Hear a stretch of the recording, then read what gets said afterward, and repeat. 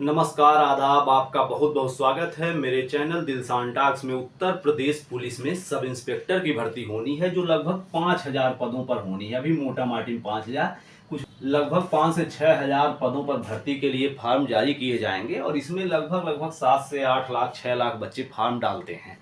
यह graduation level की नौकरी है। आप बहुत सारा वीडियो देख चुके होंगे, इसमें स्ट्रेटेजी क्या हो, सारी चीज़ें आप देखकर कंफर्म कर चुके होंगे।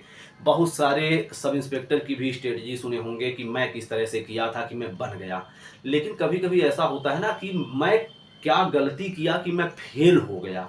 यह चीज़ें भी देखना जरूरी होता है। आज के वीडियो में इसी से संबंधित बात की जाएगी कि मैंने क्या गलती की, मेरे द्वारा क्या गलती की गई 9,534 भर्ती जो इससे पहले सब इंस्पेक्टर की हुई थी उस परीक्षा में।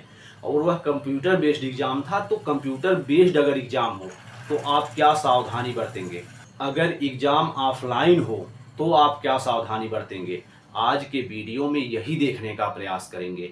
और तो और यह भी देखने का प्रयास करेंगे कि चारों जो सेगमेंट हैं इसमें किसका कितना महत्व है और किसको कितने समय में आप पेपर में हल कर सकते हैं, इनके विषय में भी देखेंगे। यदि आप चैनल पर नए हैं, वीडियो को लाइक और चैनल को सब्सक्राइब कर लीजिए। पहली बात तो जो वह भर्ती हुई थी 9,534 पदों पर, 9,534 पदों पर, इससे पूर्व में अभी जो भर्ती निकलने की बात हो रही है, इससे पहले एक भर्ती जो आई थी उसमें कंप्यूटर बेस्ड एग्जाम था। 4 सेगमेंट दिए गए थे, हिंदी, रीजनिंग, मूल विधि, संविधान, सामान्य ज्ञान और गणित। 4 सेगमेंट दिए गए हैं। तो आप क्या करेंगे, जैसे ही आप इसमें से सवाल नंबर 1 पे यहाँ पर ये वाला कर्सर ले जाकर टिक करेंगे, सवाल नंबर 1 खुल जाएगा। जैसे ही यहाँ पर क्लिक करेंगे, यहाँ का सवाल खुल जाएगा। तो इसमें बहुत सारा कंफ्यूजन होता है। यदि अब की बार ऐसा होता है कि कंप्यूटर बेस्ड एग्जाम है तो आप जो भी सेगमेंट खोलिए, चाहे ABCD कोई भी, तो उसके 40 के 40 सवाल को चाहे आप हल करके चाहे बिना हल किए आप एकदम कंफर्म कर जाइए। ये नहीं कि एक बार इसको देख लेते हैं 10 सवाल, फिर 10 सवाल इसमें, फिर 10 सवाल इसमें, फिर 10। तो इसमें आपको बिल्कुल समय नहीं मिलेगा। मेरे द्वारा सबसे बड़ी गलती यही एक की गई थी कि मैंने क्या किया कि इसमें से 10-15 सवाल हल किया, फिर इसमें से 10-15 सवाल, और बाद में समय मिला ही नहीं, कुछ सवाल मेरे छूट भी गए। यह एक पहले तरह की गलती। दूसरी तरह की गलती क्या है, सब इंस्पेक्टर भर्ती चूंकि बड़ी, एक तरह से भाई बड़ी नौकरी है, ज़्यादा पैसे इसमें मिलते हैं। लगभग तुरंत भर्ती होने पर ही 60,000 से 70,000 के आसपास वेतन मिलना शुरू हो जाएगा।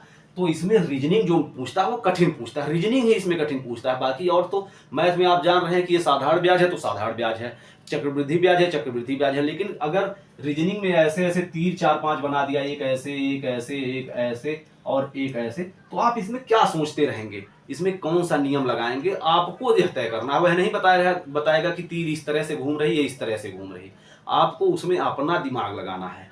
तो रीजनिंग में आप यह समझ लीजिए, अगर कंप्यूटर बेस्ड एग्जाम है तो रीजनिंग में आप अपने आप को इतना तेज कर लीजिए, इतना तेज कर लीजिए कि आप ऑप्शन देखकर रीजनिंग भी लगाने के लिए एकदम तैयार हो जाइए कि ऑप्शन हम देखकर रीजनिंग लगा लेंगे। इतना अगर आप कर लेते हैं, और भर्ती पहले की ही तरह की गई। कुछ लोग तो यह कह रहे हैं कि उसमें धांधली हुई थी। अगर वाकई में धांधली हुई थी और वैसा ही अब की बार भी अगर हो गया तो यह मानकर चलिए जनरल में 130 क्वेश्चन से कम करने पर आपका सिलेक्शन नहीं होगा।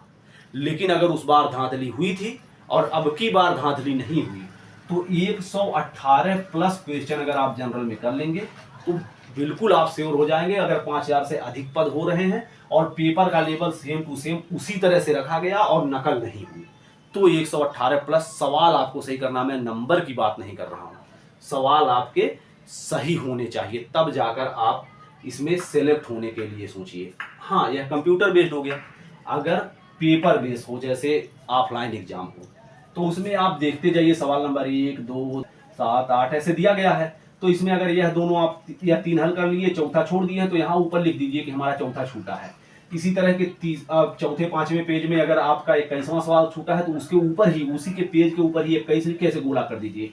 तो इससे क्या होगा कि जैसे ही आप छूटा सवाल खोजेंगे, मेरा कौन सा छूटा है, 21 आप देखते हैं 21वां सवाल, आप तुरंत क्लिक कर जाएंगे कि यही है, तो उसको आप लगा देंगे। तो इस तरह से ऑफलाइन परीक्षा, और मैं मानता हूं पर्सनली कि ऑफलाइन परीक्षा ऑनलाइन से थोड़ा सा आसान है। कुछ बच्चे हालांकि ऑनलाइन में सधे हुए हो सकते हैं, चूंकि यूपी में ज्यादा ग्रामीण पृष्ठभूमि है, तो मुझे लगता है कि ऑफलाइन ज्यादा कारगर रहता है। और अब की बार क्या संभावना है, ऑफलाइन या ऑनलाइन, आप क्या चाहते हैं कि ऑफलाइन परीक्षा हो या ऑनलाइन, कमेंट में एक बार जरूर बता सकते हैं। स्पीड बहुत जरूरी है, यह समझ लीजिए कि रीजनिंग और हिंदी और जीएस, रीजनिंग, हिंदी और जीएस अगर 120 सवाल है ना, तो 60 मिनट, 60 से 65 मिनट में, अगर 60 मिनट में भी अगर 120 सवाल आप करने की क्षमता रख रहे हैं, तब यह सब इंस्पेक्टर भर्ती में आपके लिए चांस रहेगा। यह मानकर चलिए बहुत ज़्यादा, क्योंकि बच्चे अब बहुत ज़्यादा इसके लिए लग गए हैं, कंपटीशन बहुत ज़्यादा टफ हो चुका है। कुछ बच्चे आज नहीं, 2-2 3-3 साल पहले से ही इसके लिए तैयारी कर रहे हैं, और तुम सोच रहे हो कि जैसे फार्म आएगा मैं तैयारी शुरू कर दूंगा, और फार्म के अभी इंतजार में हो, जबकि पुलिस भर्ती प्रोन्नति बोर्ड कह दिया है कि मैं अप्रैल के लास्ट में निकलूंगा। ठीक है, अप्रैल बीत गया, नहीं निकल पाया तो मई के लास्ट में निकल जाएगा। ऐसा थोड़ी है कि अब यह चला जाएगा 2028 में फार्म निकलेगा, बिल्कुल नहीं। 1 से 1.5 महीने मैक्सिमम जा सकते हैं यार, मैं तो कह रहा हूँ 1 से 1.5 महीने मैक्सिमम जा सकते हैं, उसके बाद जारी हो जाएगा। इसमें क्या है ना, मूल विधि, संविधान और सामान्य ज्ञान का जो सेगमेंट है, जिसमें 40 सवाल पूछे जाएंगे, तो आपको सामान्य ज्ञान बिल्कुल नहीं पढ़ना है। जो आज से आप पहले पढ़े रहे होंगे उसी छोड़ दीजिए, सिर्फ और सिर्फ संविधान पढ़िए, संविधान के अनुच्छेद, संविधान संशोधन, उसी सी चीज़ों को आप पढ़िए।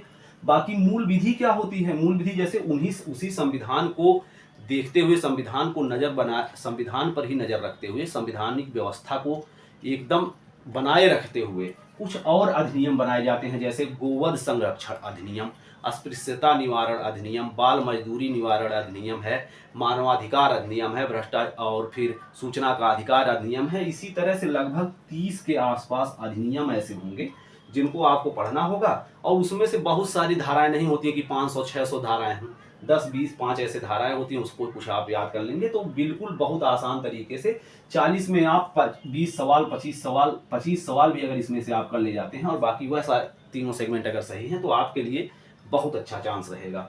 बाकी गणित में 40 में कम से कम 35 प्लस कीजिए, रीजनिंग में कम से कम 35 कीजिए, हिंदी में मैं अपना अगर बताऊं तो मैं हिंदी में मेरे 37 सवाल सही हुए थे इससे पहले, जबकि रीजनिंग में स्पीड नहीं होना, मैं फिर कह रहा हूं स्पीड नहीं होना सबसे दुख की बात रहेगी अगर आपके पास स्पीड नहीं है।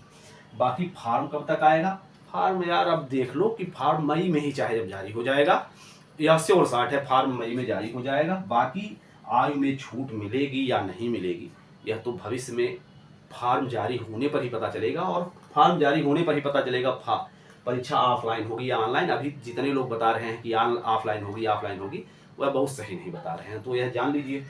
बाकी और जान लीजिए कि मेरे द्वारा क्या किया जाएगा, हिंदी भाषा की उत्पत्ति के इतिहास से लेके रचनाओं और उन पे मिले हुए साहित्य सम्मान सबको एक लाइन से पढ़ाया जाएगा। हिंदी अगर आप मेरे YouTube चैनल पर बने रहते हैं तो हिंदी में आप ये समझ लीजिए 40 में 35 प्लस हर हाल में करने की स्थिति में आप रहेंगे, लेकिन आपको भी थोड़ा मोड़ा पढ़ना रहेगा। ऐसा नहीं कि सिर्फ मुझे देख लिए और उसके बाद छोड़ दिए, कुछ नहीं किए।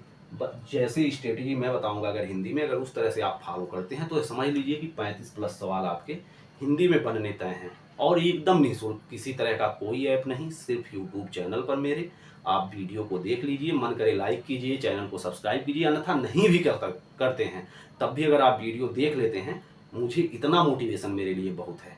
आशा करते हैं यह वीडियो पसंद आया होगा। वीडियो कैसा लगा कमेंट बॉक्स में जरूर बताइए। बहुत बहुत धन्यवाद।